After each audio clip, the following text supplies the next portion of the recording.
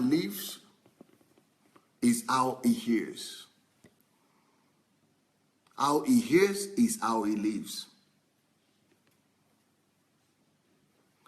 Any person that is unserious in life is because he had been unserious in his attitude towards he has heard before, or towards he is hearing now, or towards that he reads, and towards that he speaks.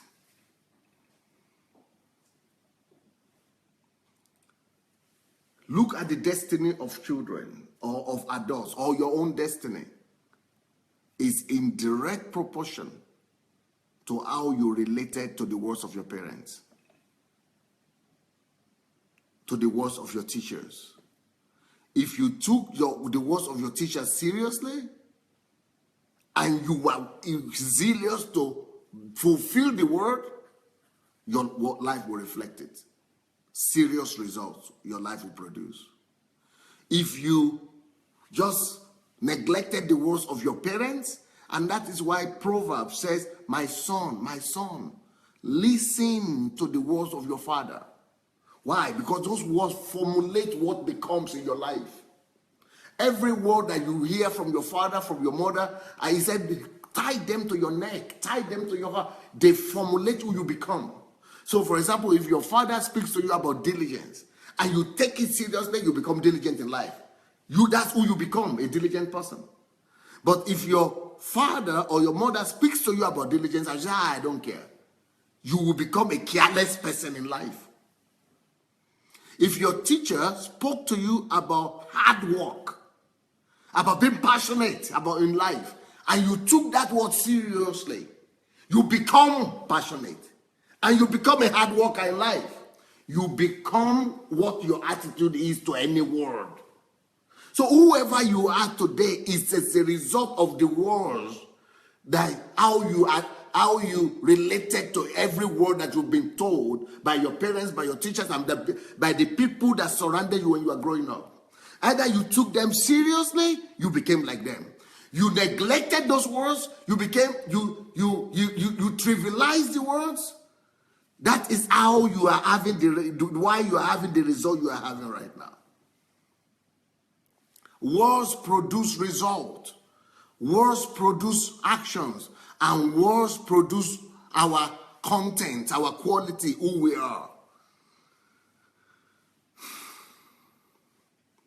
So, for example, if you are listening to me here every day, it will not be the same thing with somebody who never listened to me. But if two people are listening to me every day, and one goes back to listen until it becomes part of him, until he begins to act it out, and another one just listens, but he doesn't have time to go and listen again and to become flesh in him, who is going to become flesh? Who is going to act it out? The person who has listened to him many times is the one who is going to reflect that word. Not the one who never listened to it, or who listens and just goes and forgets about it.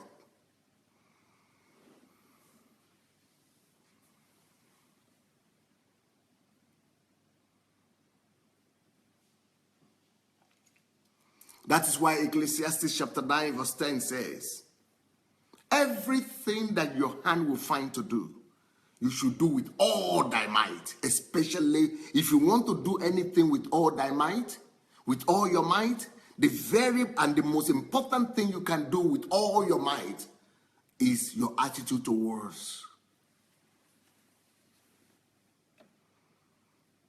You have to take up your mind to become so diligent in listening and diligent in causing word to become flesh in you, especially if you are fortunate enough to come across words of life, words of wisdom, words that are serious.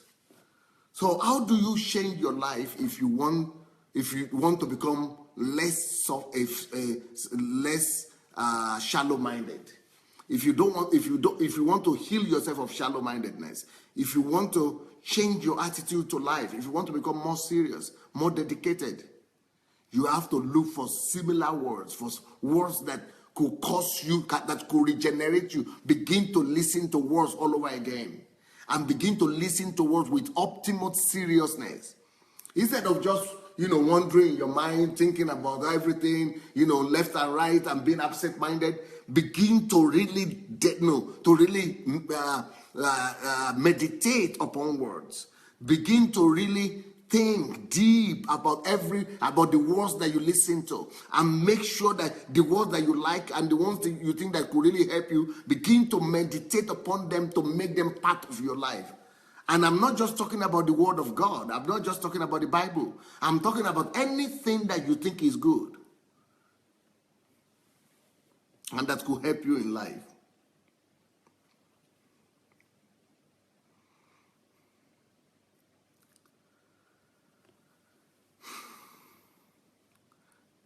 God himself was someone like that.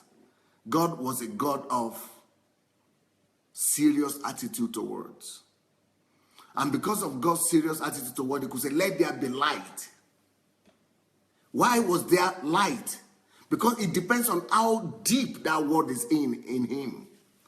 So the reason why his word comes to pass is because his attitude toward was not surface. His attitude toward was so strong